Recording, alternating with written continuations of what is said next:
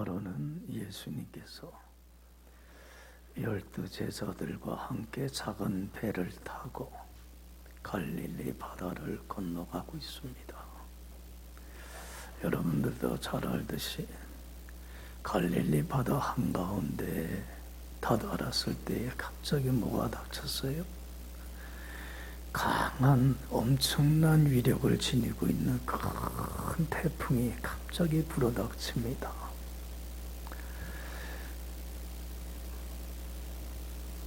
갑자기 하늘이 어두워지면서 강한 비바람이 몰아치는데 그 거센 풍랑으로 인해서 작은 배가 견디지를 못해요.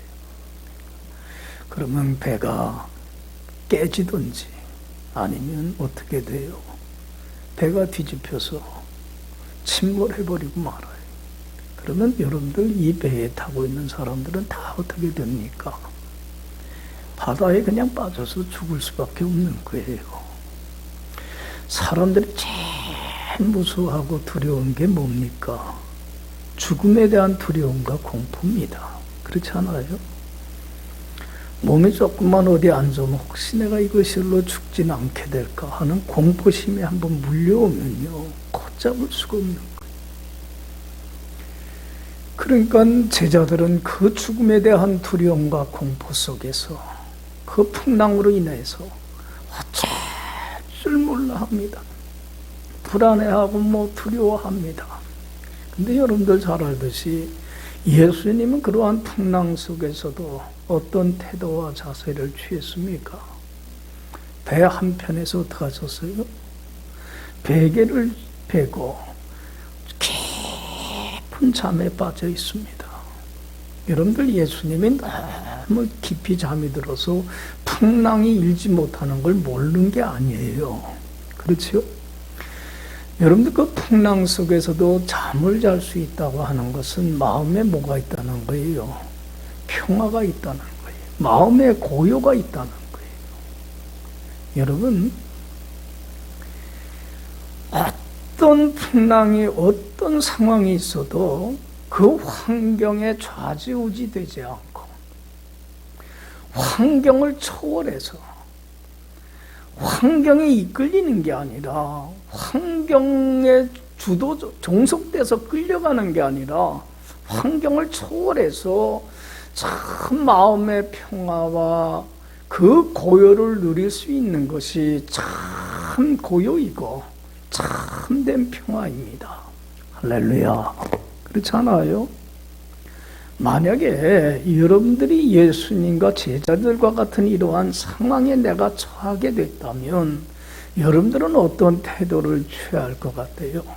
그 풍랑으로 인해서 두려움과 공포 속에서 어찌 못을라 할 것 같아요? 아니면 예수님처럼 풍랑 속에서도 전혀 흔들리질 않고 마음의 평화와 고요를 누릴 수 있을 것 같아요? 여러분들은 전자입니까? 후자입니까? 이건 우리가 반드시 자신에게 질문을 던져봐야만 돼요. 여러분, 예수 믿는 사람들은 예수님과 같이 환경에 절대로 좌지우지 안 되고 환경을 초월해서 어떤 상황에서든지 마음의 평화와 고요를 누릴 수 있는 자가 돼야만 합니다. 이것이 신자다운 신자이고 참된 크리스천입니다. 우리 예수 믿는 사람들도 안 믿는 사람들과 똑같습니다. 인생을 살다 보면은 예기치 않은 때에 우리가 원하든 원하지 않든지 간에 자꾸 큰 풍랑과 역경과 시련들을 만납니까? 안 만납니까? 만나요. 우리 예수 믿는 사람이라고 해서 풍랑으로부터 예외일 수는 없습니다. 그러나 믿지 않는 사람과는 달라야 됩니다. 구별된 인생을 살아가야 합니다. 세상 사람들은 풍랑 속에서 좌절하고 낙심하고 불안하고 두려워하며 어찌할 바 모르지만 우리 예수 믿는 사람들은 그들과는 달리 풍랑 속에서도 어떤 역경 속에서도 마음에 뭐를 누릴 수 있어야 돼요? 마음의 평화와 고요를 누릴 수 있어야만 합니다. 할렐루야. 이게 그리스도인입니다. 여러분, 우리 예수 믿는 사람들이 천국에 가는 그날까지 마음의 이러한 참된 평화와 고요를 간직할 수 있는 비결이 무엇인가를 우리가 삶에서 체득하고 살아가야만 합니다. 오늘 본문 말씀은 참 간략하게 이런 평강의 비결을 우리에게 가르쳐주고 있습니다. 여러분, 이 말씀을 우리는 그대로 받아들여야 합니다. 그리고 이 말씀대로 살아갈 때 정말 마음의 평화가 환경에 전혀 영향받지 않고 평강을 누리는 삶을 삶 속에서 경험하고 되고 체험하게 됩니다. 할렐루야. 이럴 때만이 천국 가는 그날까지 마음의 평화를 잃어버리지 않고 이것을 간직하고 누리며 살아갈 수가 있습니다.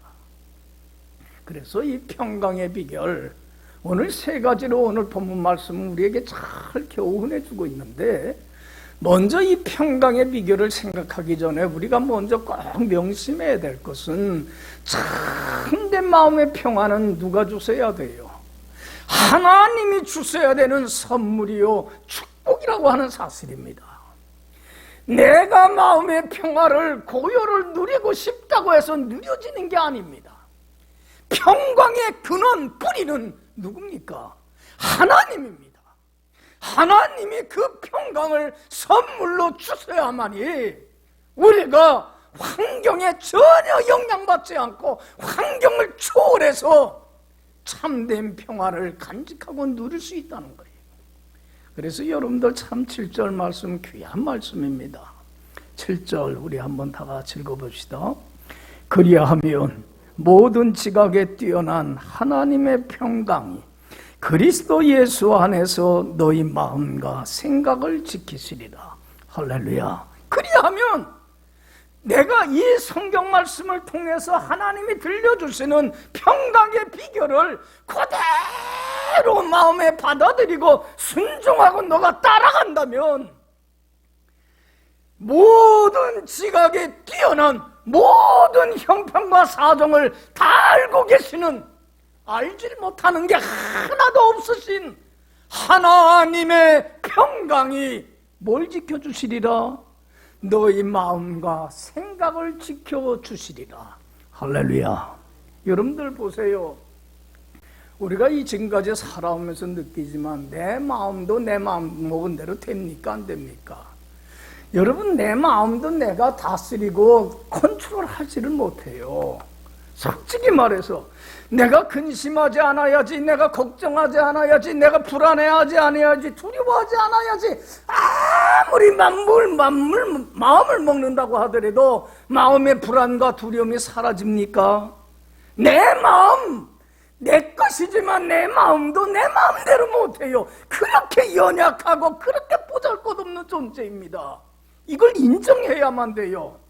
하나님이 주시는 참 평강이 내 마음과 생각을 주장할 때만이, 주님의 손에 사로잡힌 바 되어 살아갈 때만이 주님이 주시는 평화로 환경을 초월해서 예수님과 같이 그 풍랑 속에서도 참 고요와 평안을 간직하고 누릴 수 있다는 사실입니다. 할렐루야. 이건 우리가 먼저 인정을 해야만 돼요. 요한복음 14장 27절에 예수님이 참 귀한 말씀합니다. 평안을 내가 너희에게 뭐하노니?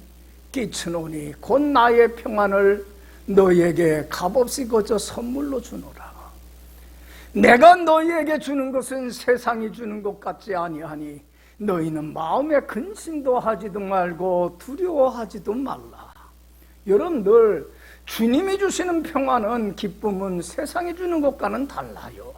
세상에 어느 누구도, 세상에 어떤 것도, 어떤 환경도 빼앗아갈 수 없는 참된 평화요, 참된 고요입니다. 할렐루야. 그러면 우리가 이 평안을 빼앗기지를 않고 천국 가는 그날까지 이 평안을 누리며 마음의 평안을 누리며 살아갈 수 있는 비결이 뭘까?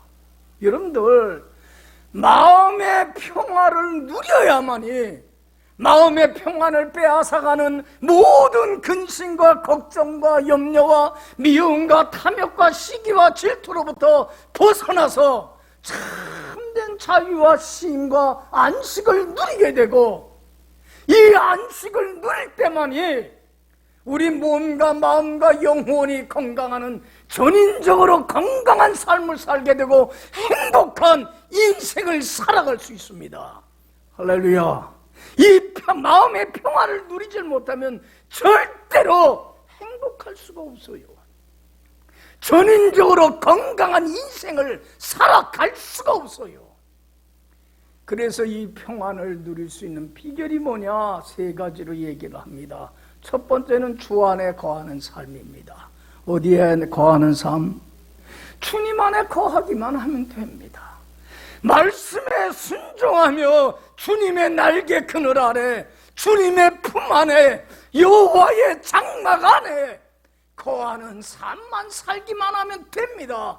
그러면 하나님 주시는 평강이 내 마음과 생각을 지키소서 어떤 상황에서든지 기쁨과 평화가 넘쳐나는 가장 복된 건강한 인생을 살게 해 주십니다. 믿습니까? 그래서 4절에 그러지 않아요? 4절 다 같이 읽어봅시다. 주 안에서 항상 기뻐하라. 내가 다시 말하노니 기뻐하라. 어디 안에서 기뻐하라? 주님 안에 살라는 거예요. 주께 달라붙어 살아가라는 거예요. 그러면 주님이 주시는 그 평강으로 인해서 늘 어떤 형편에서든지 기쁨이, 즐거움이, 쉼이, 안식이, 행복이 넘쳐나는 삶을 너희들은 살게 되리라. 할렐루야. 저는 419장 찬송 참 좋아합니다. 주 날개 및 내가 편안히 쉬네. 밤 깊고 비바람 몰아쳐도 아버지께서 날 지켜주시리니 거기서 편안히 쉬리로다. 주 날개 밑 내 쉬는 영혼 영원히 거기서 살리라. 여러분들, 그 약한 어린 병아리가 엄마 날개, 그 오미닭 날개의 품에 칵 앉아있을 때에 얼마나 편안합니까? 우리같이 연약한 존재들이, 아무것도 할 수 없는 나약한 존재들이 조금은 풍랑과 역경 속에서도 어쩔 바 몰라 갈팡질팡하는 내 마음조차도 어떻게 못하는 이러한 나약한 우리들이 주님의 날개 그늘 아래, 주님의 품 안에 안겨만 있으면 주님께서 나를 지켜주십니다. 낮에 해가 상치 못하게 하시고 밤의 달이 해치 못하게 하시며 내 영혼을 소생시켜 주시고 모든 환난을 명쾌하여 주시며 나의 출입을 지금부터 영원까지 지켜주시고 평안으로 인도해 주십니다. 믿습니까? 그러기에 여러분들, 가장 행복한 삶, 가장 가치 있는 삶, 의미 있는 인생은 다른 거 아닙니다. 어디 안에 거하는 삶? 주님 안에 거하는 삶입니다. 다윗은 그게 너무 좋은 것을 경험했기 까닭에 시편 84편에서 평생 기도한 거 하나입니다. 주님 앞에 나와서 간과 그 부르짖은 게 뭐였어요? 주님, 내가 주님 품을 떠나서 천년 만년을 사는 것보다도 단 하루를 살더라도 어디 안에 살기를 원합니다. 주님 안에 거하기를 원합니다. 주님의 성산 안에 거하기를 원합니다. 왜냐하면 하나님은 해요 방패시라. 여호와께서 은혜와 영화를 주시며 정직히 행하는 자에게, 하나님의 말씀에 순종하며 하나님 앞에 흠없고 티없이 바르게 살아가는 자에게 모든 좋은 것들을 차고 넘치게 하실 것을 나는 경험했기 때문에 그렇습니다. 할렐루야.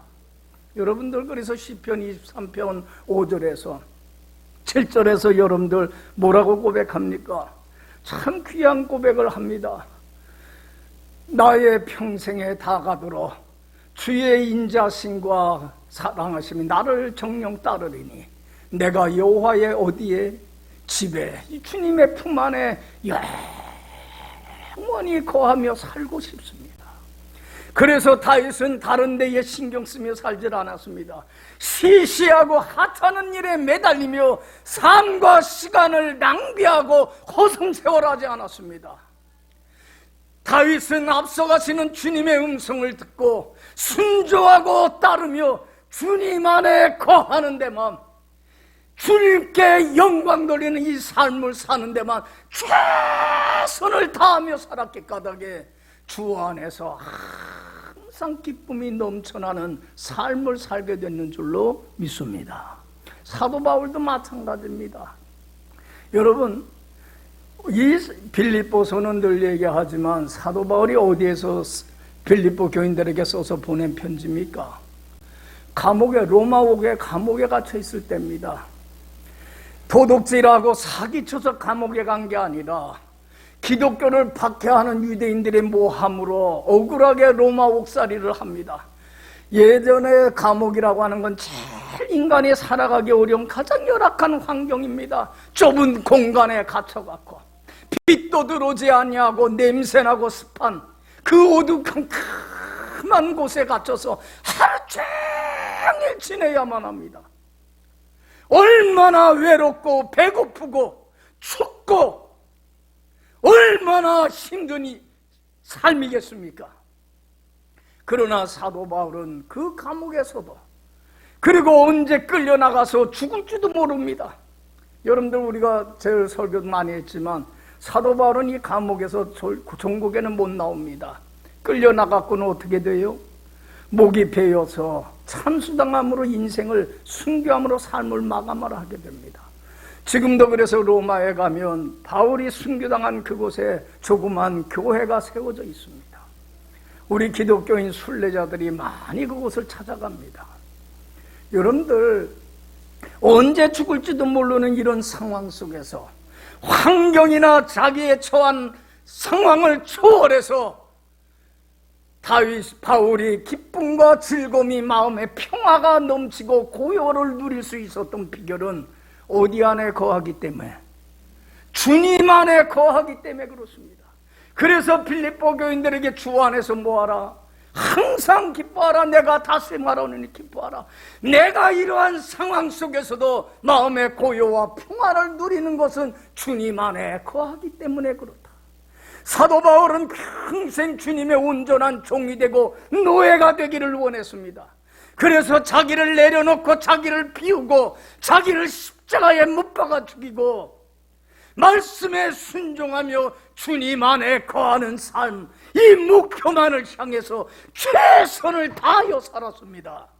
그러기 까닭에 주님이 주시는 그 평강이 그 마음과 생각을 주장함으로 이 상황 속에서도 기쁨이 넘쳐나는 삶을 살 수 있었다는 겁니다. 할렐루야, 할렐루야.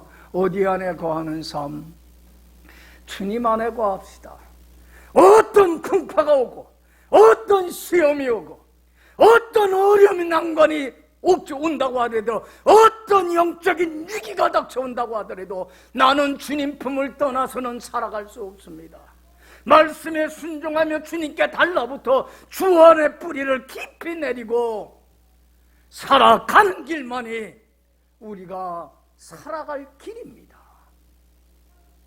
그래서 사도 바울은 1절에서도 빌립보 교인들에게 이렇게 권면합니다. 1절 다 같이 읽어봅시다. 그러므로 나의 사랑하고 사모하는 형제들, 나의 기쁨이요 면류가 아닌 사랑하는 자들아, 이와 같이 주 안에 서라. 주님 안에 굳건히 서라.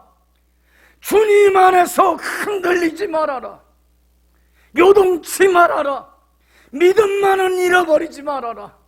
주님 품 떠나서는 아무것도 할 수 없음을 고백하며 주께 달라붙어서 살아가라. 그래야만이 살 수 있다. 할렐루야. 여러분, 주 안에 굳건히 살아갑시다. 어떤 풍파가 와도 주께 달라붙어 살아갑시다. 예수님이 말씀합니다. 요한복음 15장에 내가 아버지의 계명을 지켜 그의 사랑 안에 거하는 것처럼 너희도 내 계명을 지켜 내 사랑 안에 거하라. 내가 이것을 너에게 이름은 내 기쁨이, 내가 주는 참 기쁨 평화가 너희 마음에 있어 너희 기쁨이 충만차고 넘치게 하려 하기 때문이다. 할렐루야. 여러분, 주님 안에 거하는 삶, 천국 가는 날까지 지키며 살기를 간절히 축원합니다. 두 번째는 관용을 베푸는 삶 살라는 겁니다. 두 번째 비결이 뭐예요? 관용을 베풀라는 거예요. 관대하고 너그럽게 다른 사람의 잘못과 허물에 대해서 용서하고 사랑해주는 삶을 살라는 거예요. 아무리 다른 사람이 너를 마음을 아프게 하고 상해하는 일이 있어도 절대로 미워하지 말라는 거예요. 관대하고 너그럽게 용서하며 사는 자만이 주님 안에서 주님이 주시는 평강으로 인하여 기쁨이 참으로 평화가 넘쳐나는 평화를 빼앗기지 않는 삶을 산다는 거예요. 그래서 여러분들 5절에 분명히 말씀합니다. 다 같이 읽어봅시다. 너희 관용을 모든 사람에게 알게 하라. 주께서 가까우시니라. 할렐루야. 주님이 오실 날이 점점 가까워지고 있습니다. 개인적으로 우리가 주님의 심판 앞에 삶을 마감하고 설 날이 가까워지고 있습니다. 이제는 주님 앞에 설 것을 소망하고 바라보면서 모든 사람에게 뭐하라? 관용합시다. 정말로 사랑으로 너그럽게 다른 사람의 잘못과 허물에 대하여 용서하며 사랑하는 삶을 삽시다. 그래야만이 주님 안에서 평강을 빼앗기지를 않습니다. 할렐루야. 애들 그 동화책을 보니까 이런 얘기가 있어요. 어느 왕이 나이가 들어서 죽을 때가 됐어요. 세 아들 중에 좀 나라를 잘 끌어갈 참 지혜로운 아들에게 나라 살림을 맡기고 싶은데 어느 아들한테 맡길까 고민 중에 세 아들을 부릅니다. 그리고는 이들에게 과제를 줍니다. 너희들 앞으로 30일 동안 나가서 지내면서 착한 일 많이 하고 와라. 제일 착한 일 한 사람한테 내가 왕위를 물려주마. 그래서 이 아들들은 30일 동안 착한 일을 하기 위해서 온 전국을 돌아다닙니다. 그리고는 돌아와서 제일 착한 일 한 가지씩을 얘기하라고 해서 그 얘기를 합니다. 첫 번째 큰 아들이 얘기를 합니다. 자랑스럽게 얘기를 합니다. 아버지 내가 참 착한 일 했습니다. 어떤 사람이 나에게 황금덩어리, 커다란 황금덩어리를 맡겼는데 이 맡긴 사람이 찾아가겠다고 했는데도 안 찾아가서 수소름에서 알아보니까 이 사람이 갑자기 그냥 급작사했습니다. 다른 사람이 나한테 황금덩어리 맡긴 거 아무도 모르고 내가 취할 수도 있지만은 제가 가족들을 수소문에서 알아서 이 황금덩어리를 내가 갖지 않고 돌려줬습니다. 참 착한 일 하지 않았습니까? 착한 일 했어요, 안 했어요? 얼마나 착한 일이에요. 남의 꽃도 내 꽃으로 입맛 벗겨달라는 사람들이 얼마나 많은데. 그런데 아버지가 그래요. 야, 그게 왜 착한 일이냐? 마땅히 남의 것 네가 취하지 않고 돌려주는 거는 지극히 당연한 일이거늘 이건 착한 일이 아니다 그래. 그리고 둘째 아들한테 너 무슨 착한 일을 하고 왔냐 그러니까 아버지 자랑스럽게 얘기를 합니다. 아버지, 내가 길을 가는데 어떤 아이가 깊은 강물에 빠져갖고는 호적거리며 죽어가고 있는 걸 보고 제가 정말로 그를 사랑하고 긍휼히 여기면서 물속에 펑덩 들어가서 그 아이를 건져냈습니다. 생명을 구하는 것만큼 선하고 착한 일이 어디 있습니까? 착한 일이에요, 아니에요? 그랬더니 아버지가 그래요. 그게 왜 착한 일이냐? 어려운 궁지에 빠져있는 사람 외면하지 않고 건져내는 건 인간의 마땅한 도리이거늘 이거는 착한 일이 아니다 그래. 막내야 너는 무슨 착한 일 했냐 그랬더니 이 막내가 그래요. 아버지, 저는 그렇게 착한 일을 못했습니다. 착한 일을 해보려고 하는데 잘 안 됩니다요. 그러면서 마지못해 이런 얘기를 합니다. 길을 가는데 나 힘들게 하고 괴롭히는 원수 같은 사람이 술이 만취해갖고 낭떠러지가 있는 바로 앞에 있는 나무에서 잠들었습니다.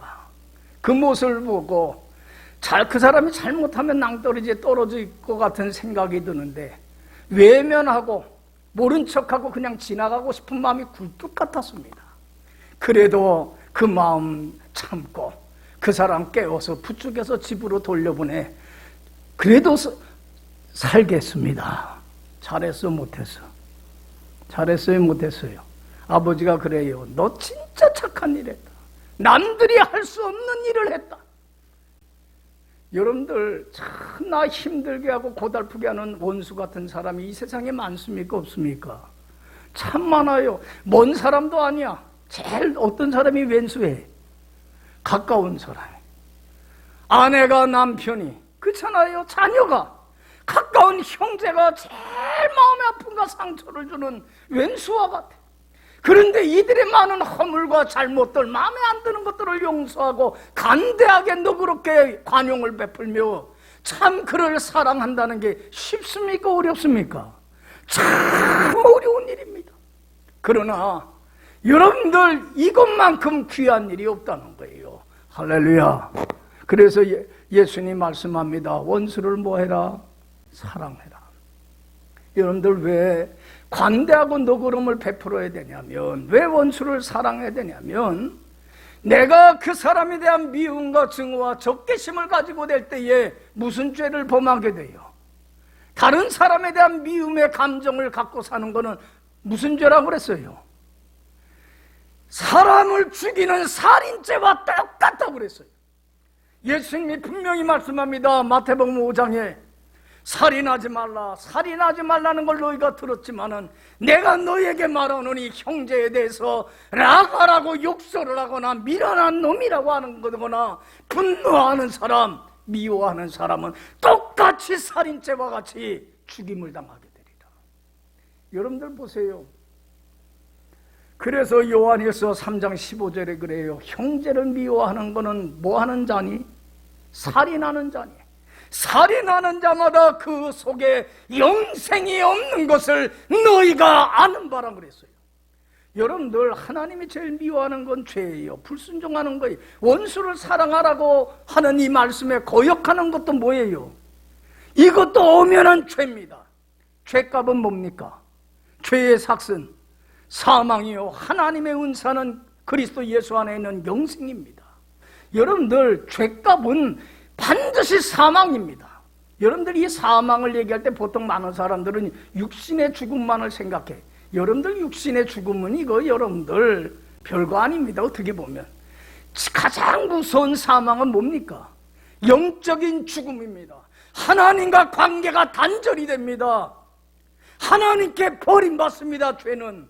그러면 하나님 주시는 영광과 평화는 다 사라져버리고 여러분들 미움과 증오와 적개심에 사로잡혀서 그 귀한 인생을 낭비하며 살아갑니다. 드라마를 보면 그렇게 뭔가 그렇게 원수질 일이 많았는지 그거 분해갖고 평생 그거 원한 그 갚는데 이 인생을 살면서 살아가는 이 얘기가 많습니까? 근데 또 많은 사람들 그걸 또 재밌다고 봐요. 그거 보면서 참 안타까워요. 저 드라마지만 왜 저렇게 살아가노? 여러분들 영생을 누리질 못해요. 영적으로 죽어요. 하나님 주신 기쁨과 평화가 떠나버리고 말아요. 형제를 미워하면. 그러면 여러분들 자기가 불행한 겁니다. 원수를 사랑하라는 건 누굴 위해서입니까? 그 사람을 위해서가 아니라 나 자신을 위해서입니다. 내가 관대하게 너그럽게 용서하고 주님이 나의 허물과 나의 죄를 하나님의 원수였던 나를 사랑해 주셔서 나를 위하여 목숨을 버리기까지 사랑해 준 것처럼 이제 주님이 사랑으로부터 받은 사랑을 가지고 원수를 사랑하는 것, 이 계명을 지킬 때에 우리가 주님 안에서 참 평안을 누리며 살 수 있습니다. 할렐루야. 그래서 예수님이 십자가의 죽음을 앞두고 뭐라고 그랬어요? 요한복음 13장 34절 35절에 새 계명을 너희에게 주노니 내가 너희를 사랑한 것처럼 너희도 어떡하라? 원수된 내가 너를 너의 허물과 모든 죄악을 관대하고 너그럽게 용서해 준 것처럼 너도 사랑하라. 네가 내 계명을 순종해야만이 사람들이, 모든 사람이 믿는 자나 믿지 않는 사람들이 뭐인 줄 알게 되리라. 참다운 신자다운 신자, 크리스찬다운 크리스찬임을 알게 되리라. 왜? 이런 사람만이 주님 안에서 참 평안을 누릴 수 있기 때문에 그렇습니다. 할렐루야. 두 번째, 세 번째 마지막 비결은 염려를 다 주께 맡기라는 겁니다. 따라합시다. 염려를 다 주께 맡기라. 여러분들, 우리들의 손은, 운명은 누구 손에 달려 있습니까? 내 손 안에 있지 않습니다. 다른 사람의 손 안에 내 운명이 있지 않습니다. 내 운명은 주님의 손에 달려 있습니다. 그렇기 때문에 주님께 나의 전 삶을, 걱정되고 염려되고 근심되는 문제들 다 맡기라는 겁니다. 여러분들 보세요. 왜 많은 사람들이 주님 안에 살질 못하냐면 근심, 걱정, 염려, 불안하는 문제들을 모아질 못하기 때문에, 맡기질 못하니까. 그러니까 그 짐으로부터, 그 걱정되고 염려되는 문제가닥에 주님 안에 거하질 못하고, 영적인 위기를 극복을 못하고, 사단의 시험에 넘어가서 주 안에 거하질 못함으로 평강과 그 기쁨을 누리질 못하고 참 힘들고 고달픈 인생을 살아가는 겁니다. 그래서 염려를 다 맡기라는 겁니다. 그래서 여러분들 6절 7절에 그럽니다. 다 같이 읽어봅시다. 아무것도 염려하지 말고 다만 모든 일에 기도와 간구로 너희 구할 것을 감사함으로 하나님께 아뢰라. 그리하면 모든 지각에 뛰어난 하나님의 평강이 그리스도 예수 안에서 너희 마음과 생각을 지키시리라. 할렐루야. 여기 보세요. 염려되고 근심되고 걱정되는 문제로 인해서 마음이 흔들리고 주님 안에 거하지 못하는 영적인 위기가 올 때에, 여러분들 이런 영적인 위기, 주님 안에 거하지 못하게 하는 그 모든 짐 때문에 내가 감당해야 될 그 짐이 짓눌려서 주님 안에 거하지 못하는 영적인 위기가 올 때에, 여러분들 이 위기를 극복할 수 있는 힘과 지혜와 능력을 주시는 이는 누굽니까? 주님밖에 없어요. 그때에 무릎 꿇어야 돼요. 주님, 나는 못해요. 나는 연약해요. 나는 믿음이 흔들려요. 주님 안에 거하지 못해요. 이 짐들 때문에. 그러나 주님, 나에게 힘과 능력을 주세요. 무릎 꿇고 뭐하는 자가 되어야 돼요? 여러분들, 기도 쉬는 죄를 범해서는 안 됩니다. 기도만이 모든 시험을 이길 수 있는 힘과 지혜와 능력이 주님으로부터 공급받는 길이에요. 할렐루야. 그래서 무릎 꿇고 감사함으로 하나님이 아랠 때에 주님은 힘을 주셔서 그 위기를 극복하게 되고 주 안에 굳건히 서서 주님이 주시는 그 평강이 차고 넘쳐나는 가장 행복하고 복된 인생을 살게 됩니다. 할렐루야. 할렐루야. 여러분들 다니엘 보세요. 난 참 다니엘 좋아하는 게, 어릴 때에 그 나라가 블레셋 제국에, 바벨론 제국에 멸망당해서 포로로 잡혀갔지만 하나님의 은혜로 어느 자리까지 올라갑니까? 총리 대신에, 왕의 가장 사랑과 총애를 받는 총리 대신의 자리에 올라갑니다. 그러니까 그를 시기하고 모함하는 무리들이 어떻게든지 다니엘을 끌어내리려고 했지만 허물을 찾을 수가 없으니까 기도하는 문제로 시비를 겁니다. 하루에 3번씩 다니엘이 기도를 하니까 여러분들 왕에게 그럽니다. 왕에게만 충성할 수 있도록 30일 동안 누구한테만? 왕에게만 구하지 다른 신에게나 다른 사람에게 구하는 자는 사자굴 속에 던져넣어 죽이자고 하는 법령을 만들게 됩니다. 여러분들 보세요. 다니엘이 기도하게 되면 여러분들 어떻게 됩니까? 총리 대신의 자리만 있는 게 아니라 사자굴 속에 던져서 비참하게 갈기갈기 찢겨서 죽임을 당하게 됩니다. 앞날에 대한 이러한 염려되고 근심되고 걱정되는 문제가 주님께 맡기질 못한다고 한다면 여러분들 믿음 지킬 수 있어요, 없어요? 주님 안에 거하질 못해요. 그러니까 다니엘은 그 기도하는 죄를 범하지 않기 위해서, 믿음 지키기 위해서 어떻게 했습니까? 하나님 앞에 무릎 꿇고 기도합니다. 그런데 무엇함으로 기도했다고 그랬습니까? 감사함으로 기도합니다. 하나님, 이 위기를 극복하게 해달라고. 나는 연약합니다. 나는 부족합니다. 나는 어리석습니다. 주님이 이기게 해달라고 모든 일에 기도와 간구로 감사함으로 하나님께 아뢰게 됩니다. 하나님이 힘을 주시고 용기를 주십니다. 그래서 기도함으로 말미암아 어디에 던져지게 됩니까? 사자굴 속에 던져지지만 하나님은 함께 해주셔서 거기서 건져주십니다. 그리고 더 큰 은혜와 축복과 영광의 자리로 나가게 해주셨습니다. 할렐루야, 할렐루야. 여러분, 염려하는 대신에 기도하세요. 내 힘들고 고달픈 감당할 수 없는 짐들, 이것 때문에 갈팡질팡하며 주님 품 떠나지 말고 이 위기를 극복하게 해달라고 기도하세요. 주님이 감당케 해 주십니다. 할렐루야. 우리의 가진 바 담대한 것은 이것이니 주의 뜻대로 무엇을 구하면 주께서 들으시는 줄 압니다. 주님께서 내 기도를 들으시는 줄 안즉 내가 구한 바를 주님께 얻은 줄을 나는 확신하노라. 할렐루야, 할렐루야. 그래서 베드로가 그럽니다. 너희 염려를 어떡하라? 다 주께 맡겨라. 그가 너희를 어떡하여 주미니라? 권고하시고 돌봐주심이니라. 할렐루야. 여러분, 하나님의 평강이 내 마음과 생각을 주장하지 아니하시면 우리는 마음의 평화를, 마음의 고요를 누려갈 수가 없습니다. 여러분, 하나님의 평강이 내 마음을 주장하도록, 그래서 어떤 환경에서도 환경을 초월해서 평강을 누리는 삶을 살아가는 비결은 세 가지입니다. 어디 안에 거하고요? 주 안에 거하는 삶. 두 번째로는 관용을 베푸는 삶. 세 번째는 염려를 다 주께 맡기는 삶입니다. 이런 삶으로 하나님의 평강을 누리며 살아가는, 평화를 빼앗기지 않고 간직하며 천국 가는 날까지 누리며 사는 여러분들의 복된 남은 생애 되기를 간절히 축원합니다. 기도합시다.